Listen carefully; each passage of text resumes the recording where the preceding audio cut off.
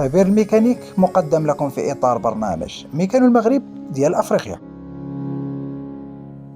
خوتي الحريفية، السلام عليكم. اليوم غادي نشارك معكم الجواب للسؤال اللي طرحوه علينا السي حسن من مدينة الدار البيضاء. السؤال تيقول: السلام عليكم، عندي مشكل في البواطه فيتاس اوتوماتيك اللي راكبه في واحد السياره المانيه تصنع الموديل 2018. كيتعطلوا ليا بزاف باش يدوزوا لي رابور، والموتور تيعمر بزاف قبل ما يدوز لي رابور ديال الفيتاس. مناش يقدر يكون المشكل؟ أولا خاص نعرفوا أن الزيت ديال البواطة فيتاس عنده دور كبير في الخدمة ديال البواط، حيت ماشي غير كيزيت لي بياس، ولكن كيتحمل الضغط باش كيبلوكي لي زومبرياج ولي فراغ المسؤولين على المرور ديال الحركة. كذلك كما كنعرفوا ان جميع لي بواطا فيتاس عندهم امبرياج اوتوماتيك اللي كيخدم بالزيت واللي كنسميوه الكونفرتيسور دو كوبل، يعني الحركة اللي خارجة من الموتور غادا تمشي للبواطا فيتاس عن طريق الزيت. ثانيا، الأهمية الزيت ديال البواطا فيتاس اوتوماتيك ضروري نحترموا الوقت ديال الفيدونج ديالها. علاش؟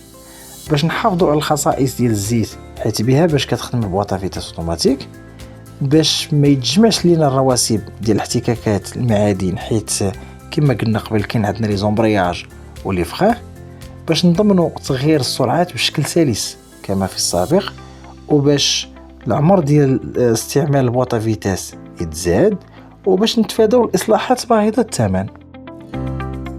لهذا كنصحك السي حسن بكل 40,000 كيلومتر دير واحد الانسبيكسيون فيزيوال للفلويد ديال لاطيف، واش كاينه لافويت ولا الريحه، تقرا الميموار ديفو تشوف واش كاين شي ديفو مسجل ولا لا، دير الفيدونج ديال الزيت ديال لاطيف ما بين 60,000 حتى ل 120,000 على حساب الصانع ديال السياره، ولا من 3 سنين حتى ل 6 سنين.